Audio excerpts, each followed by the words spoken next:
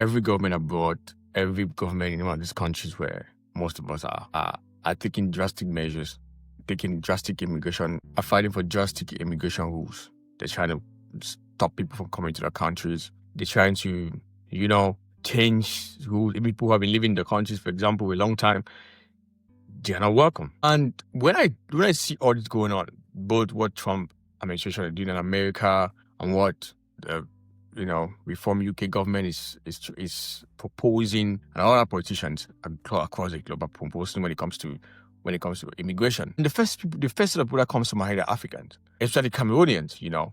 So many of us are out there, working hard, paying bills, paying taxes, trying to be safe.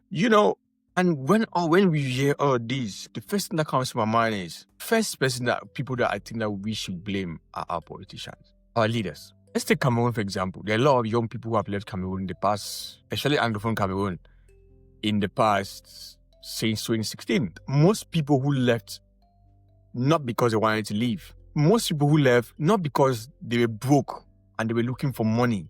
Because if you calculate how much a visa fee costs in most of this country, visa fee for most of the country is not cheap. Flight to most of these countries is not cheap. And most people who left, I'm talking, if I Anglophone Cameroon, left because of safety. If you calculate how many thousand people have died since the Anglophone crisis started in 2016, if you calculate how many people are displaced, how many people have lost property, lost days, lost everything, and up to date, people are still dying and people are still losing property.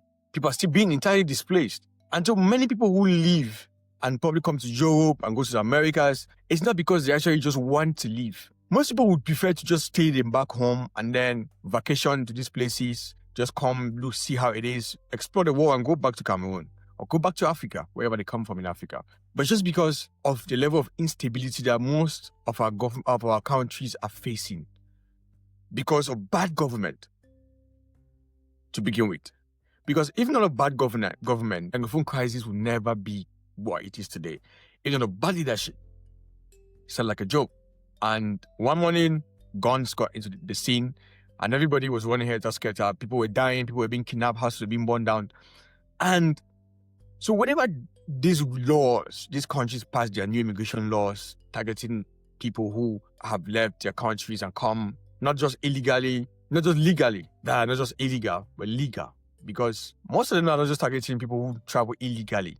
They are targeting even the people who travel legally. And so I blame our government. I blame our leaders. Because if we had good leadership back home, if it was safe, if you could